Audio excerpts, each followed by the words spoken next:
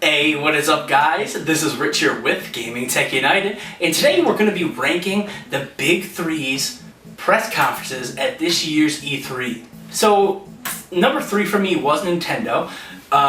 They were last in my opinion, but I still think that they showed what you should have expected them to show. I don't think that there was really any need for them to dive into the future of what's to come, because next year we're going to get that. I think next year is going to be the time where they really dive into the NX and what it can do and what games are coming for it. And I do plan on making a video about the public's reaction to this year's E3 conferences for Nintendo. But I like that they showed Mario Maker.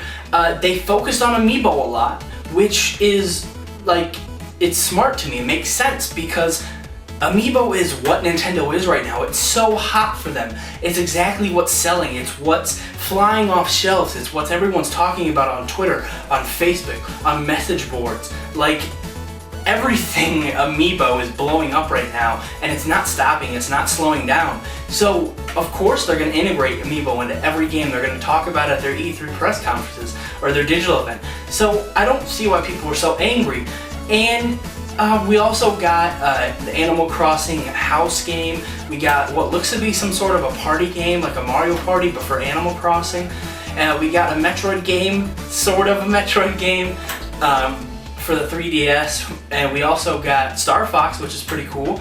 And I want to say there was also a Zelda game for the 3DS, which is like an online multiplayer kind of thing. So all in all, I might have missed something here or there. Oh, Yarn Yoshi. But all in all, I thought they had a good press conference. It showed them, or it showed the consumer that 2015 isn't dead for Nintendo. There's still plenty of things coming out for your Wii U and your 3DS. And although it personally really didn't affect me at all, like I wasn't excited. I didn't want to run out to the store and buy anything. I know a lot of people who are really pumped for it, and I'll be honest guys, that montage at the end where you see Miyamoto and all them playing guitar and playing the piano or the keyboards and the maracas, that actually got to me. That was really cool to see that, and it was just something special. Like, video games have brought all these people together in one thing, and although it really didn't have an effect on the conference in my mind, it was something really just cool that Nintendo did to show people that, you know, their product has brought people together and probably will continue to bring people together. So second up was Microsoft for me. And Microsoft, this is the best conference they've done in a while. They know exactly what their consumers want. They know exactly what's perfect for their gamers. And they're just fixing everything. That ship is completely righted the course. Xbox One is a machine that I can't not condone people buying and saying, hey, go and pick it up, because there's great games coming to it. The exclusives are there with games like Gears of War and Halo, and the announcement of backwards compatibility is awesome. The announcement of the Elite controller, although it's $150, I think that a lot of pro players are really going to enjoy it. So I think that Microsoft just understands its consumers right now. The Xbox department just understands those gamers, and I think that's awesome for them. And they just kicked ass, whether it be Rare showing off their new game and the new title, or the look at Tomb Raider, and still we don't know what kind of exclusivity that is, if that's a 1 year, a couple years, 6 months, what it is. But I'm excited guys. Microsoft is really doing some cool stuff, and although I don't own an Xbox One, I might jump on one. I have to give props to Microsoft for this conference, because if it were not for Sony's conference that we'll talk about in a second, they would have far and away had the best conference out of the big 3, because it was great, and it just addressed problem after problem after problem after problem, and it just shows that they're working really hard. And finally, you guys know that Sony just kicked ass this conference. They did it, and this was almost, it was almost a perfect conference, albeit the middle did get a little dry. The first half an hour, maybe the first 45 minutes of this conference was just something special. The Last Guardian, Final Fantasy VII Remake, Shenmue 3, Kickstarter, which overnight got funded, guys. This had a goal of $2 million, $2.6 million. I want to say it's around 4 o'clock p.m. Eastern time right now here, the day after E3, or the day after that presentation, and it already has over $2.6 million. That's so cool. Now, of course, we also saw Uncharted. We also saw Battlefront, which is probably going to get some sort of exclusive content, I would think. We also saw, which was not big for me, but I know that a lot of people are excited. My buddy was here and he's a huge Call of Duty fan and he went crazy over the Call of Duty stuff. And I think that them getting the map packs first, although it's not as big as it was maybe 3 or 4 years ago, it's still gonna sell a lot of PS4s because there's hardcore Call of Duty gamers out there who will say, well, I don't wanna wait that month, or even if it's a couple weeks, or if it's a week, they're gonna say, I don't wanna wait that long to get these maps.